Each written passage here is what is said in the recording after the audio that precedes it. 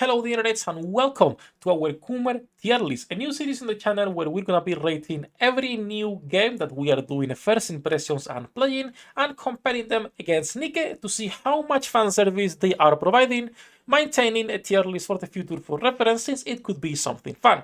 As usual, before we start, leave a like, subscribe, help me grow the channel, and today we're gonna be adding our first game into this list, which is Ash Echoes right here. Now, how will this tier list work? As you can see, there are 6 ratings. CCP approved being the lowest, and Coomer certified being the highest possible rating. What examples of games would be on Coomer certified, Sefhi? Well, something like Brown Dash 2, something like Azur Line, and something even like Horizon Walker or Love and Deep Space. So, all that said, do leave some feedback in the comments since this is a new series that I want to start doing, and let's start by how will this rating be working? What are we categorizing? It's going to be 4 different things. The first one, of course, the characters themselves, how attractive they are, how much fan service do they have. The second is the skins. How good are the skins? What is the value per dollar in here as well, right? Because if the skins are great, but it's $60, like our favorite game, is not as good. And then third, we're also going to be going into the lobby backgrounds such as this one. And lastly, something that might be weird for some of you, the gameplay. Because, for example, if we compare gameplay for fan service in Nike versus Azur Lane, Nike clears any day of the week. But Azur Lane is still a better game for Coomers, for obvious reasons. So we're going to be categorizing all those 4 things on a 1 to 6 rating, and then we're going to be putting the overall tier in here. So let's start Ash Echoes with the characters themselves. Now, characters for Ash Echoes are a 1. Characters are like a 1 out of 6 for one simple reason, as you can see right here. Characters are not memorable enough, in my opinion, when it comes to the designs, not like unique enough. And then not only that, but pure fan service is like some cleavage that you'll get, and that's like the most you will see in this game. It's not the focus of the game, and that's completely fine, okay? Just because I'm putting a game on the CCP approved doesn't mean it's a bad game. It just means there is no fan service.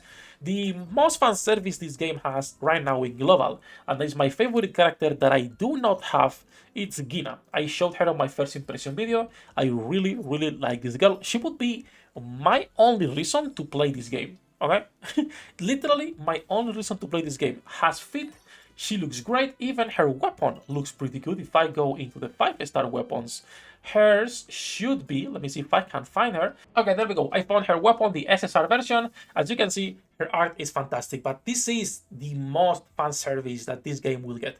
Even on the Chinese version, the newer characters are not even that much further from this. So when it comes to characters, I'm gonna say it's a 1 out of 6. And when it comes to also lobby backgrounds, as you can see, they are great. The animations are good and they look nice.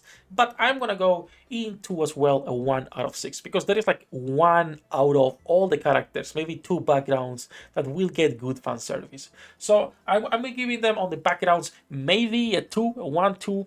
We could see like a 1.5 or whatever out of 6. For the characters, a 1 out of 6. What about the skins, Sefhi? Well, as far as I know, and I might be confused, there are no skins in this game.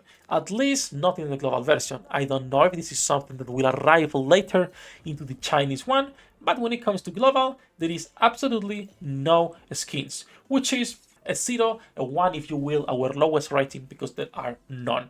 It's also something important for people who enjoy waifu collectors to get some great skins, or at least for most of us it's something we're willing to pay and spend money on as long as they look pretty good.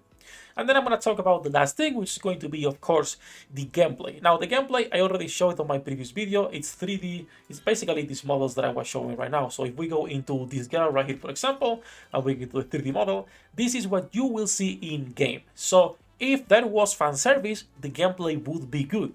But since these characters overall they have no fan service and are not as detailed as, for example, Girls Online 2, the fan service you'll get there is also sadly quite low. So all in all, after categorizing absolutely everything that we can put in here, Ash Echoes sadly is not a good game for fan service, and we shall be putting it on CCP approved. Now, we're going to be keeping this tier list for absolutely every gacha game that we try from now on. We could put some of the other ones we've played already, but for now it's going to be only for the new ones. When this gets too long, we might be deleting some games, but for now, that's the category. Nike, it's getting hot in here, and for the newest game, Ash Echoes, a 1 out of 6 on absolutely every category possible, making it a CCP approved game. That said, like I was saying at the beginning, don't take this too much seriously. This is our own Coomer tier list, okay? Let me know if you would change things around or not, and some feedback for the series for the future. Right now it's kind of empty, but hopefully it can keep growing over time. All that jumping aside, beautiful people, I love you all as usual. Thank you for coming, bastards, alright? I'll see you later on a stream. We're gonna be live playing gacha games. Come and say hello. Have a great day. Good luck with your pool internates. I'll see you in the next one. 役立たずは楽園から追放するのみ。ブランとノワールのショータイムです。天地万物を切るとはこういうことだ。